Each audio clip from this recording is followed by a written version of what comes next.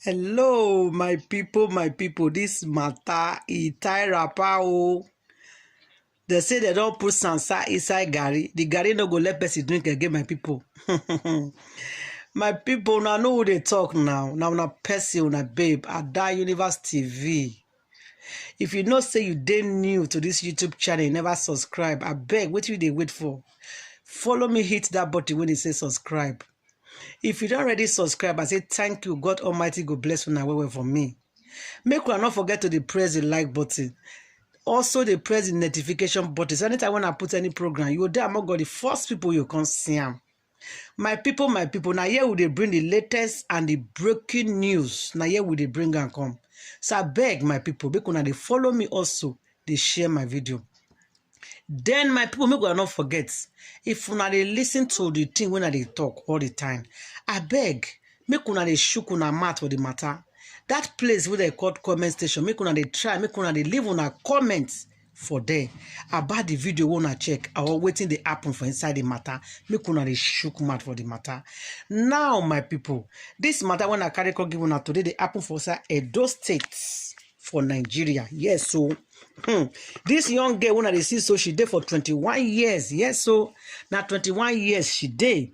Her boyfriend don't cry, come out, say me ITV come help him. Say because this matter he don't pass him.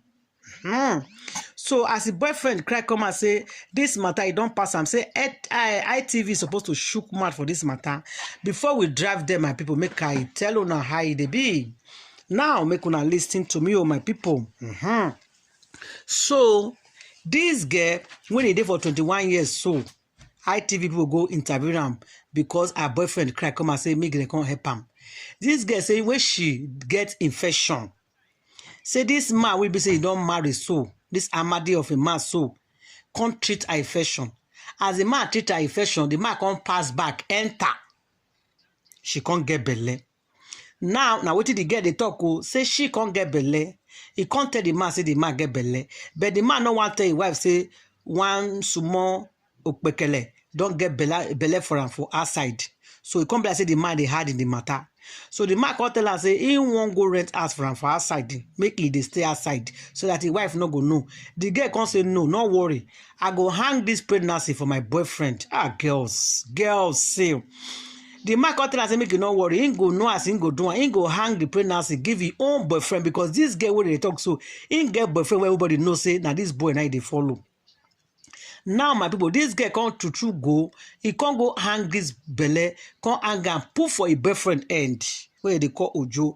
Now the boy. They say that boy is a nice and responsible person. My people, the boy can't accept the pregnancy. The way it's supposed to be. That boy actually stand as a man. Accept the pregnancy because that girl na a girlfriend and that girl to they sleep with her. That girl they get connection or they get something together where they do. So the boy not get any doubt to say not being get the belly because the girl na a girlfriend. Now this boy can't carry this girl put for house. As this boy carry this girl put for house, he can't take care of this girl. Where this girl they 4 months so pregnancy or 3 months pregnancy, my people when they list him. So this boy suffer to take care of this girl since 3 months pregnancy. Can't reach where this girl can't born pikin. As this girl can't born pikin, he doesn't stay with the boy for like 3 months, my people. Make I tell una the one go shock una, my people. The one we go shock una for the matter be say after 3 months where this girl don't born, they go 4 months. One man from nowhere come and say na big man say in get money. According to the information and they knew, they say this man with the wife they find pikin they never born before. So the man come here say this girl don't born. Now the man come claim the pikin, come up for the girl and the boy hand say na him get pikin. Now that this boy where they cry Joe can't cry to the community. Say community make una come help me. Oh. He never hear this kind one before. Now the community come and say what did they happen. Now the boy can't judge. Then they come say where did they see this kind one? How this boy go carry belly of this girl where they never come up for house since 4 months pregnancy or 3 months pregnancy, nowhere to go. He can't take off this pikin, can't take off the girl. He can't born, can't do everything. Pikin don't reach 4 months. One man from nowhere can't carry pikin. Say now he get him. Now the boy can't say no. The boy can't say no. Where they beat the poor man pikin? This big man you go put me o, because me I no go allow this matter just go like that. I no go just gree me you come carry this pikin for my hand go say na you get am. So na there this boy come cry come out. As this boy come cry come out, ITV come they come interview am. Now my people, how una see this matter? Wetin this girl do? E good or e no good? Make una put mouth o, because me I don reason am. If this girl true know say na this man na he get that belle, why he can't lie put for this boy head say na this boy get am? Number 1 point. Number 2 points be say this date and age wey me and una dey talk so, they no dey drag pikin anymore. They no dey drag pikin again. Jejereje, if this man will be big man, so this Amadi of a man know say he won't claim that pikin for that boy hand. First of all, he go do DNA test. It's very simple matter. They want they fight put. They go do DNA tests and they go know who get the pikin. Because DNA test not the lie. Who get the pikin out of 2 of them, they go know. And some guests be say they are so shameless. I'm telling you people, I'm sorry to say that now so some guests boo. They go teach you that this one get them, whereas now the other one get them. They know. Some not they know. They confused. Like this girl now, she don't know. She don't know what she talk. I love the other one. I cannot give the other one. I know so now that one get them. Why? Why complicate? They take picking, they complicate. I don't know what is wrong with girls of nowadays. How can you try those kind of a thing? It's wrong. Now, my people, this young man now, hero him be. This man, this boy, they very courageous for him to cry, come out of the whole world to come to his rescue. After training this, if this man go do DNA test, make una dey listen my own opinion, una go talk the way una think am, una go leave una own comment for the comment section, make una shook man for the matter.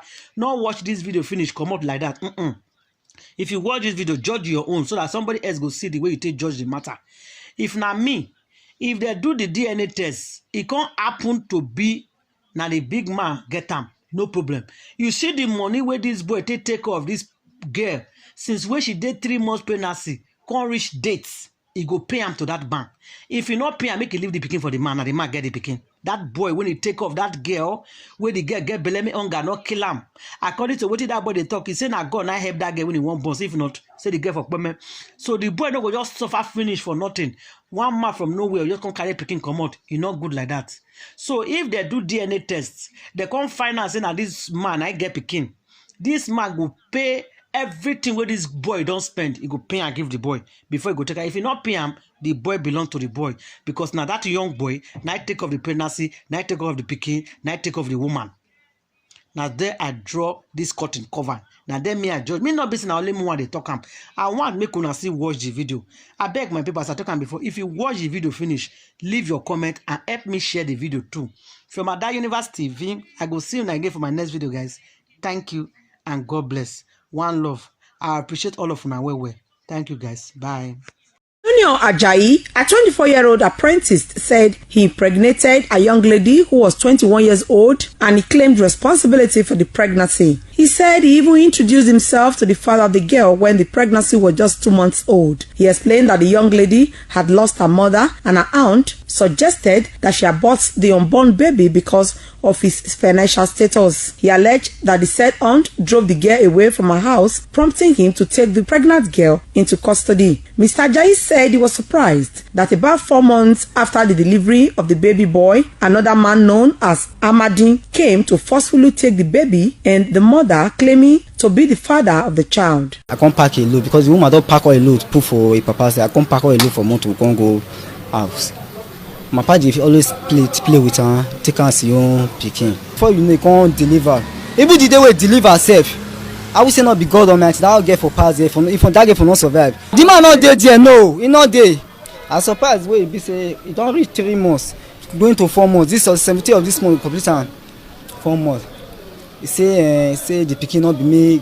Anytime when this man call and he go they hide the receive because not me get the picking. I say you know what he they talk so. Why they talk like say not be me get the picking? Say not be me get the picking. Say the man get house. The man get house. The man they say the man don't fit marry. The man not fit born. Wetin make I dey cry? Because na me take care of the pikin, and that pikin na my blood. The thing just pain me. The man come be like, he come dey oppress me because I be small boy. Na make I cry come out because I no get who go help me.